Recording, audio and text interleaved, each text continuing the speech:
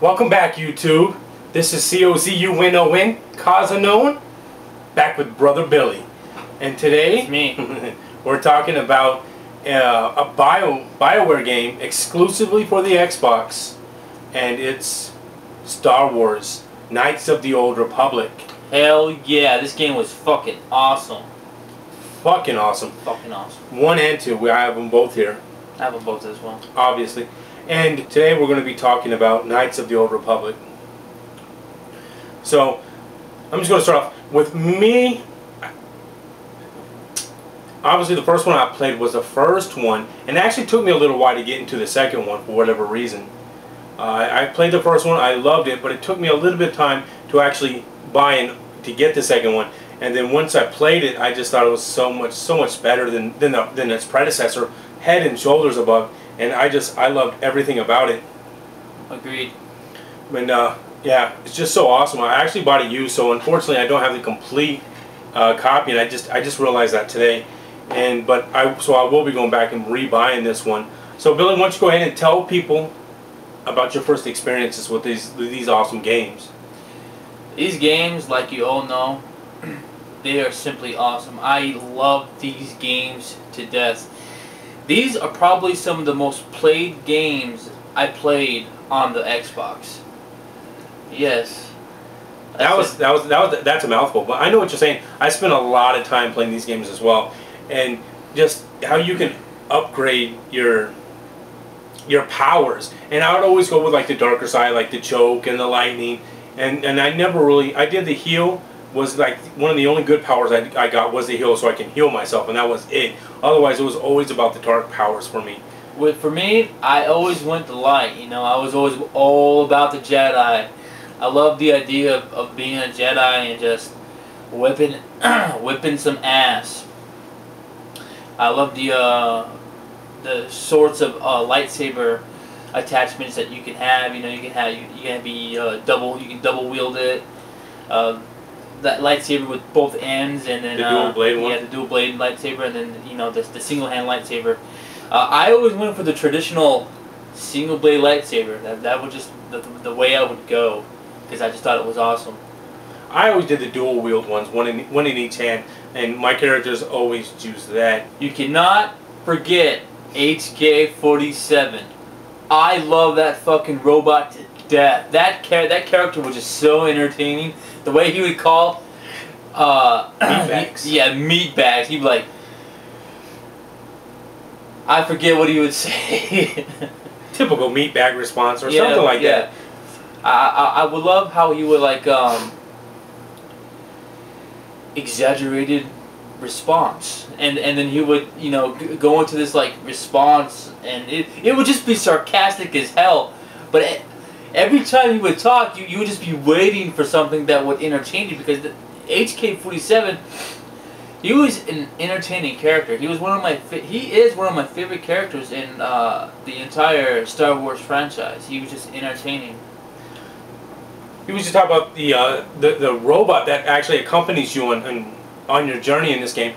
The one thing I particularly remember about this is like the casting. I don't want to say casting, the backup characters, like all the people you pick up along the way. And I remember like playing the game and be like, well, fuck, I gotta go back to the checkpoint, because I'd be doing the dark side, like I'd be going to the Sith side, but I don't want to lose like the Wookiee and some of the other lighter characters. So I'd actually replay that section, and then I'd be back in the ship, and I'd take a couple of the more devious people on the mission with me, just so I can make these decisions and not affect my other crewmates. And I just always thought that was awesome. And then I always kind of thought it was a little, I didn't like how like I would want to be like the Sith, and then the appearance would start to like show on my face, on my character's face. So I used to always show my guy always used to wear a mask because of that. I like in the first game how you played Darth Revan.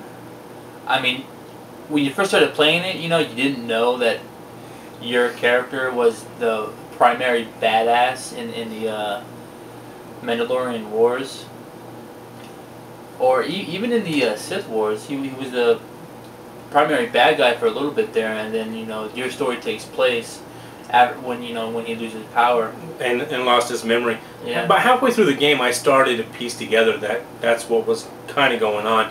But that's traditional for a lot of games like this, though. It was awesome, though. Just discovering that you with Darth Revan was just awesome. It was just cool. I liked in the second game how the Ebon Hawk. Ebon Hawk was the spacecraft that you would fly around in, and I liked in the second one where the Ebon Hawk was fucked up. It was just all like destroyed and on life support, and you had to use your little robot and you had to go out and you just had to repair the ship. Oh yeah, and one was that was I thought that was really cool. I liked Knights of the Old Republic 2 a lot more than what I liked Knights of the Old Republic 1. I still like this one, but I like this one more. Knights of the Old Republic was a really awesome game. Fuck yeah. I love the game. But like I said, like it took me a while to actually buy number 2. But when I did, I wished I would have bought it sooner. And it just improved in so many different ways onto the first one, and just all in good ways. So hell yeah, this amazing series. If you haven't checked this series out, you should. If you're a Star Wars fan, you probably already checked this series out. But even if you're not, if you're just a role-playing fan, you should really check this series out. It's a ton of fun, and you will not regret it.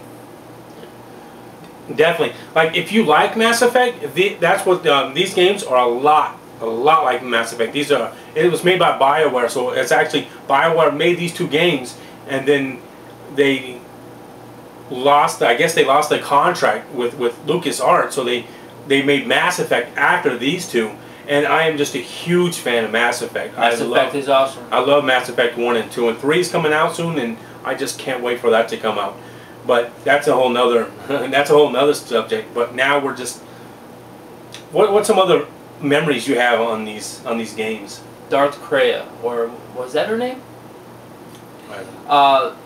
The blind old woman who was your master in the second one. I liked her as a character. I thought she was interesting. I think her betrayal was, I thought it was kind of like just, it seemed out there to me. I wasn't expecting it at all, and I'm not sure if BioWare was actually wanting you to expect it. I don't know if any of you have played this game, and you were totally like, oh, she's gonna betray me in the future. I was totally out of the ballpark. I totally didn't see it coming, but I liked her as a character. I thought she was an interesting character. I liked how you can wear the traditional Jedi robes in the second one. That's probably why there's just so much more about the second Knights of the Republic that I like. Just so much. The game was just so much fun. So, just to do something new, I want to start rating games. So, Billy, I just want to get your personal opinion on these two games. Like, just rate them separately. What, like 1 to 10, 1 being the worst, 10 being like the greatest ever. What would your score be on these two?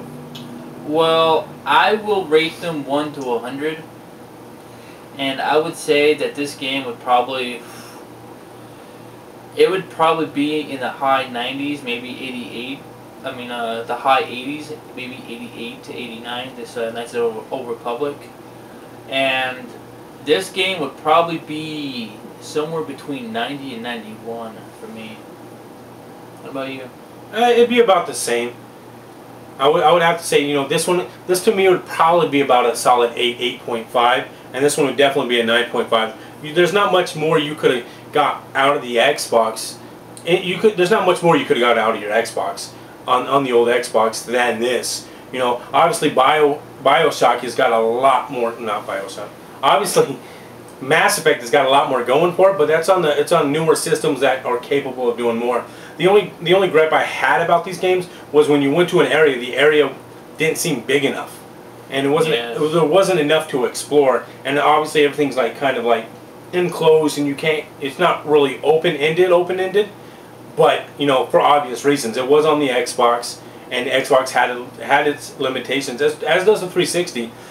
Mass Effect's the same way. It's not 100% open-ended, but there's a lot more to it. I remember the fight with Dark Scion and one of his other little buddies.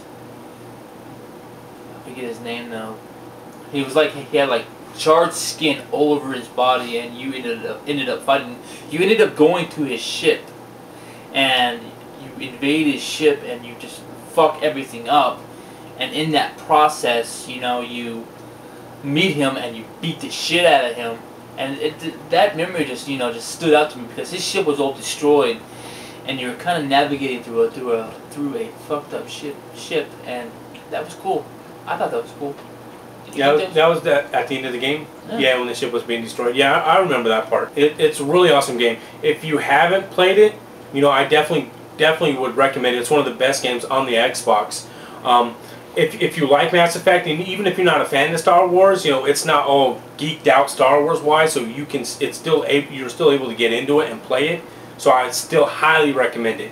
But yeah. Anyway, I think that's what we're going to wrap it up there. That's all, YouTube. Until next time, stay up and game on. See ya, YouTube.